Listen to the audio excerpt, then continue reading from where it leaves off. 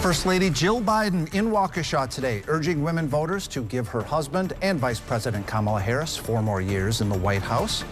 And as millions of Palestinians struggle for survival in Gaza, a new ceasefire deal between Israel and Hamas may soon take effect. Plus, Milwaukee Mayor Cavalier Johnson gave a glimpse today of tomorrow's State of the City address. You're watching the CBS 58 News at 5:30. Good evening. Thank you so much for looking in. I'm Bill Walsh. Campaign 2024, once again focusing on Wisconsin. First Lady Jill Biden made a campaign stop in the area. Take a look at video of Miss Biden arriving at Mitchell International Airport, meeting with local officials. You can see Milwaukee County Executive David Crowley there with his family, as well as Lieutenant Governor Sarah Rodriguez. After a few minutes, Mrs. Biden's motorcade took her to an event in Waukesha, focusing on women's issues in the 2024 race. CBS 58 Capitol correspondent Emily Fannin has the story from the Expo Center in Waukesha.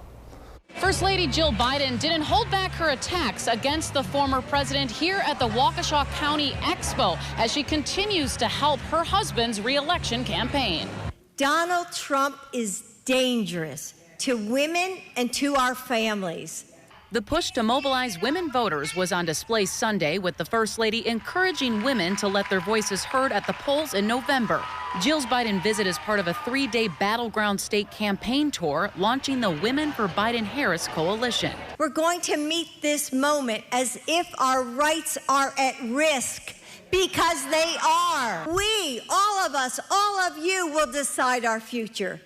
Because here's the thing about men like Donald Trump. They underestimate our power because they don't understand it, right? Women's reproductive rights was a key theme.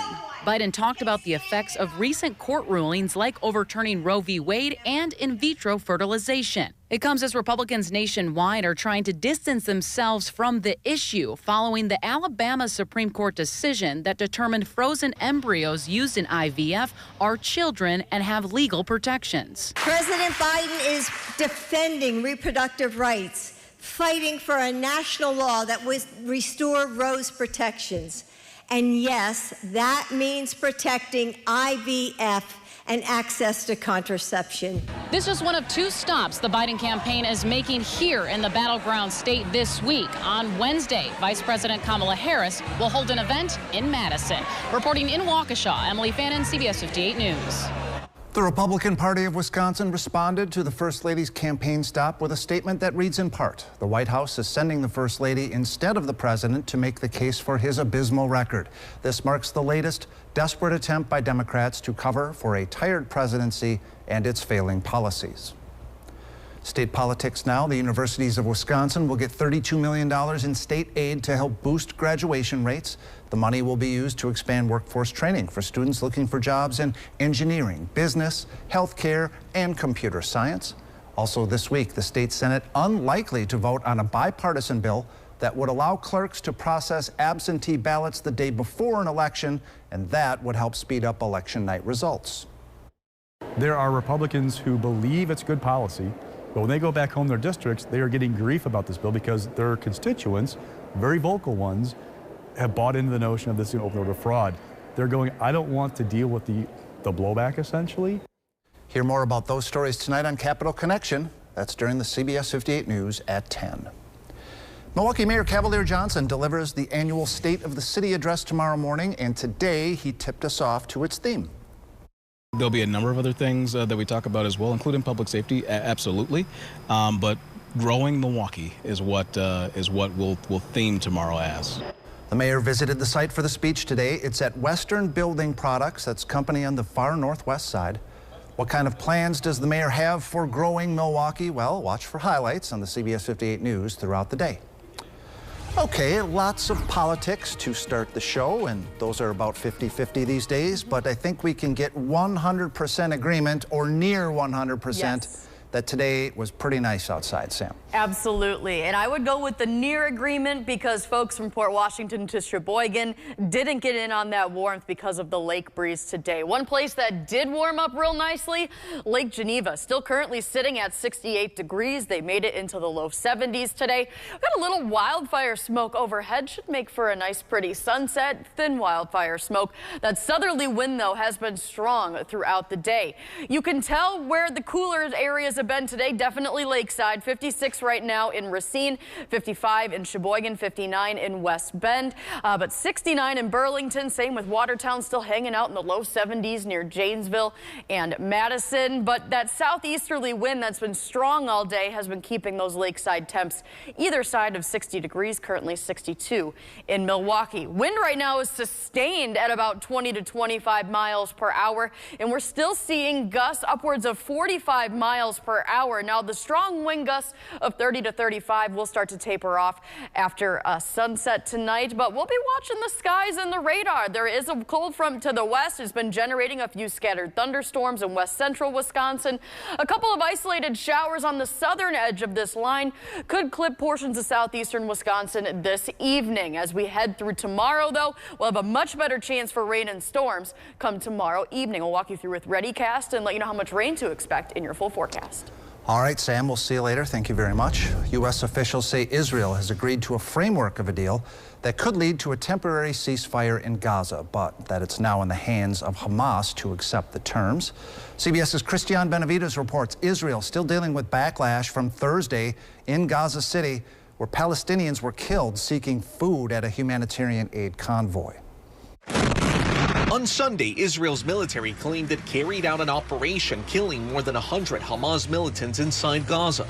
It comes as a deal between Israel and Hamas could soon come to fruition. A temporary ceasefire in Gaza in exchange for hostages held by Hamas. The deal would also allow for more humanitarian aid into the besieged territory. That is going to resolve this issue. It's going to open up the aid corridors. And certainly, I think, in any conflict, both sides need to be held accountable.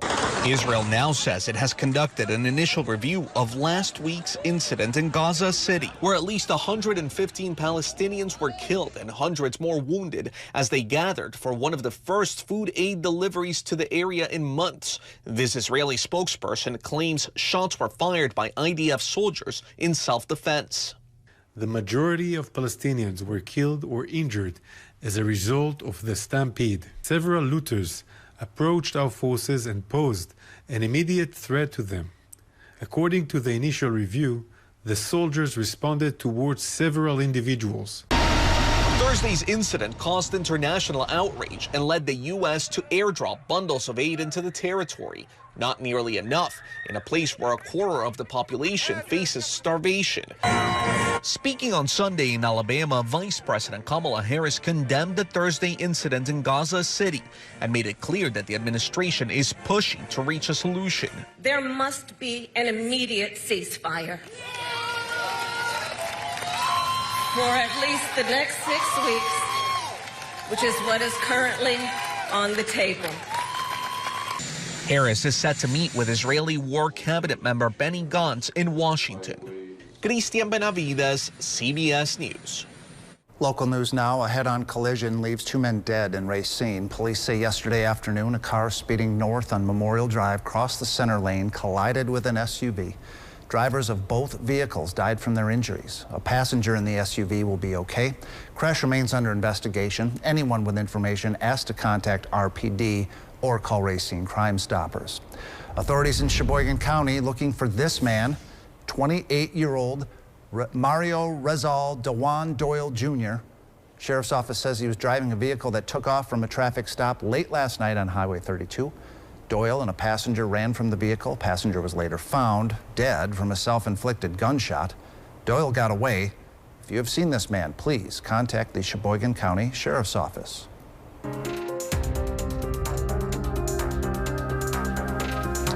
This week's Crime Stoppers report a reminder that you can get $100,000 for calling or submitting a tip through the P3 Tips app.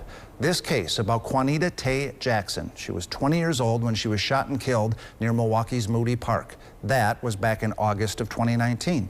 Detectives say she got caught in the crossfire of two people shooting at each other from inside cars. Since then, police say they've had a lot of leads, but they still need to know who exactly fired those shots.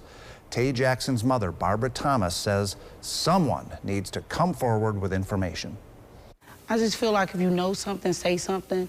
It's not snitching if you're not part of the problem. Hoping I live to see the day that my daughter that I get justice for my daughters. Again, if your anonymous tip leads to an arrest in this case, you get $100,000 cash. This could be life-changing for both you as a tipster and for Tay Jackson's family. So call 414-224-8477 right now. You can also use the P3 Tips app on your phone. No one will ever know who you are or be able to find you.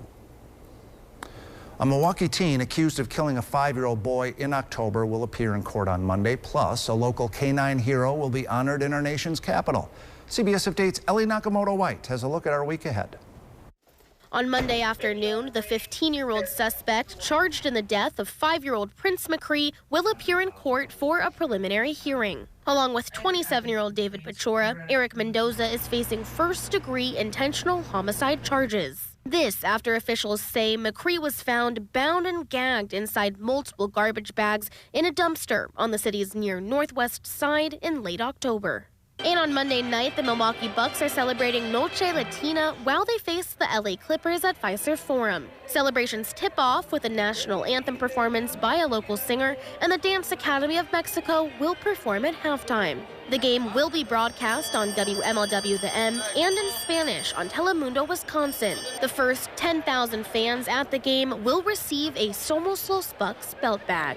And on Wednesday, Canine Bain of the St. Francis Police Department will be honored in our nation's capital during the 4th annual Animals in War and Peace Medal ceremony. Bain will receive the Distinguished Service Medal, which recognizes animals for their, quote, exceptionally meritorious service to the United States in roles of great responsibility. And finally, as a reminder, once again, CBS 58 is partnering with Hunger Task Force for the annual Match Madness campaign. Through Thursday, March 7th, donations will be matched so you can double your help to local families. If you want to get involved, head on over to our site at cbs58.com/match-madness. And that's a look for your week ahead. For CBS 58, I'm Ellie Nakamoto-White.